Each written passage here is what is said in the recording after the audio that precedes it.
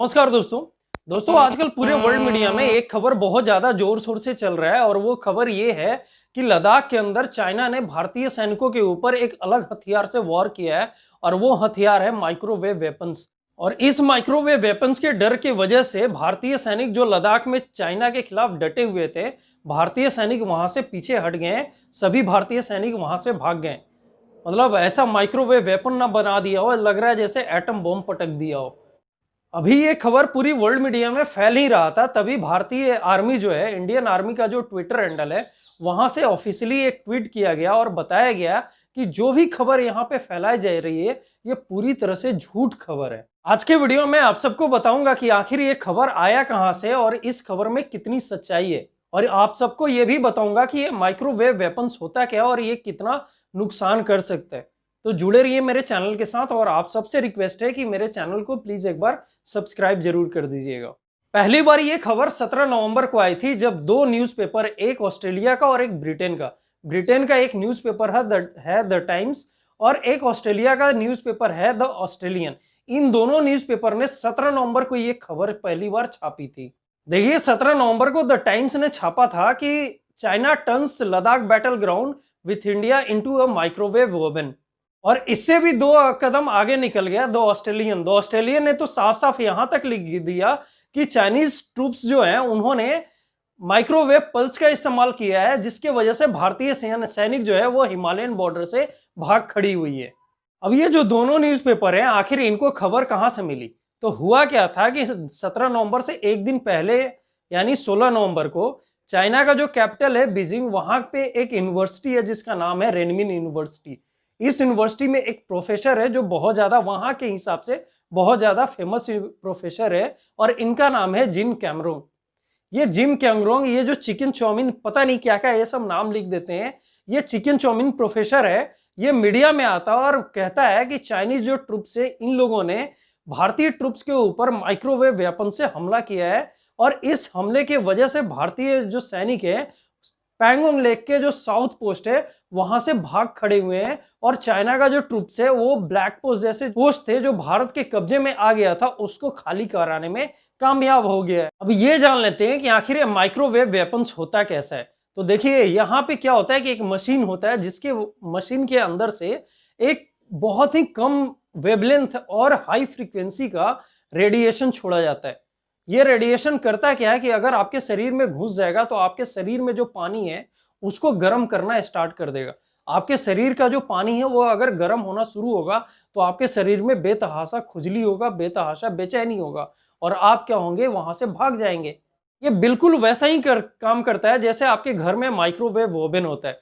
जब आप normally gas पे खाना बनाते हैं तो क्या होता है कि खाना के नीचे से यानी कि आउटर जो सरफेस है उसके ऊपर हीट लगता है और वहां से अंदर जाता है। लेकिन माइक्रोवेव ओवन में क्या होता है, जो रेडिएशन होता है वो खाना के एकदम अंदर घुस जाता है।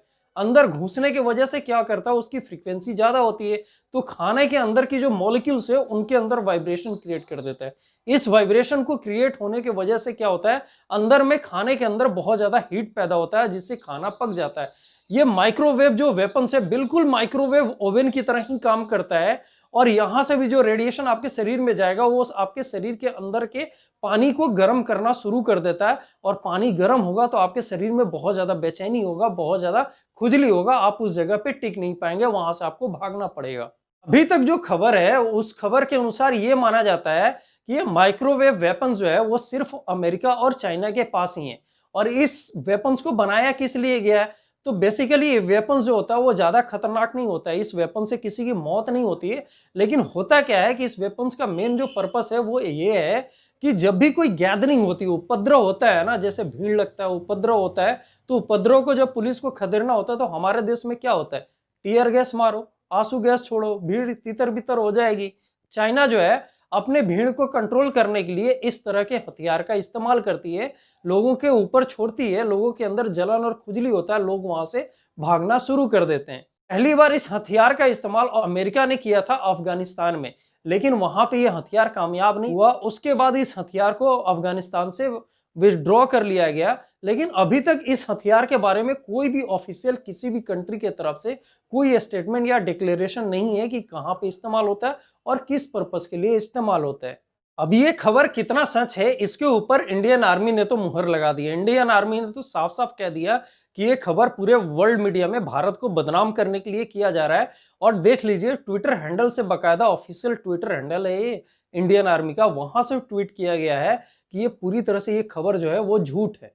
लेकिन हमारे देश में कुछ चमन-चूती हैं जो चाइना के बहुत ज्यादा मेहरबान है। पता नहीं ये चाइना के औलाद हैं, चाइना इनका बाप लगता है। ये सवाल कर सकते हैं कि ये भी तो हो सकता है कि भारतीय सेना ही झूठ बोल रही है।